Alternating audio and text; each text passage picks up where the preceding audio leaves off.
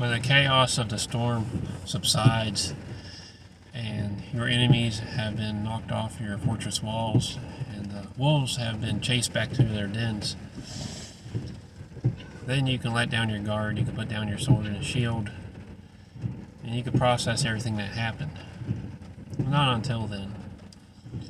And I think a lot of men, if they are trying to be good leaders and striving to be good men, then they understand. Unfortunately, I don't think society understands, hasn't been taught to understand what men try to do. I know my wife does a good job understanding sometimes the irritation I bring home from work or just dealing with life, trying to be better, trying to provide. And at times I can be a little hostile. And of course it doesn't end well. It ends in argument and whatnot. And but if there's a balance, and you grow with your spouse also, so she learns to understand and I learn to better communicate when it comes to things like that. Because sometimes all it can be is, I don't want to talk about it now, or I need to go for a walk or whatnot, and she understands. But unfortunately, I don't think a lot of men have that. A lot of men don't talk about that, can't talk about that. Of when tragedy strikes, that the leader, the man of the household, has to think clearly. He can't allow sorrow or anger, anxiety, fear, sadness to control him in those moments when everything else is chaotic and everybody else around him is falling apart. He can't fall apart.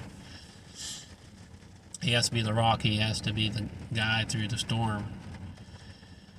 And it doesn't mean he doesn't feel it. It's just he steps out of that during that time.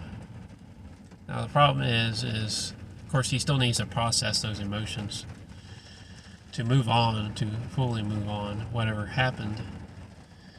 And unfortunately, when that time comes where the chaos has gone away and he starts to process those emotions, everybody else will look at him weird, look at him like he's too emotional, I guess, maybe, or chaotic, because everybody else has already processed what has happened and their emotions and moved on, basically, and he hasn't been able to move on emotionally and spiritually, and he hasn't been allowed to do that.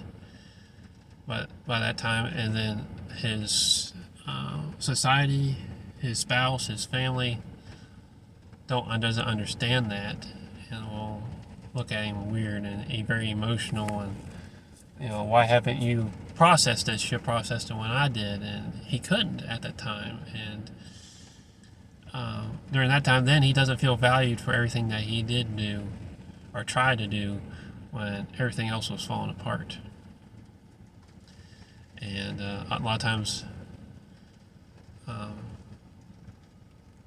when tragedy strikes, a man will feel alone, and he doesn't. I think men need other men as close friends, somebody that can maybe you could talk to them. But a lot of times, a man doesn't need somebody to talk to. He just needs somebody to know that he's not alone, and hopefully has friends or family or both that understand and they're kind of on the same path of striving to be better men.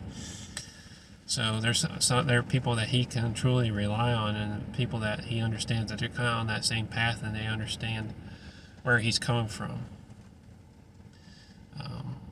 That's not talked about. It's not taught. Society doesn't understand that men just like in the story of Job in the Bible, his friends, when everything happened to Job and everything fell apart, that his friends sat with him for days, just sitting there, didn't say anything. There's nothing to say, besides just letting him know that he wasn't alone. And I guess part of this video is just to let other men who, if anybody sees it, let them know that you're not alone. That there's other men out there that understand that they're striving to be better than they are right now, and that they understand where you're coming from, especially when chaos and tragedy strikes. I believe it's in Ephesians that talks about a husband should care about and love for his wife like he cares for himself. And of course, I mean, you take care of yourself. You take care of her. You love her and you respect her, and demand respect for her. I guess.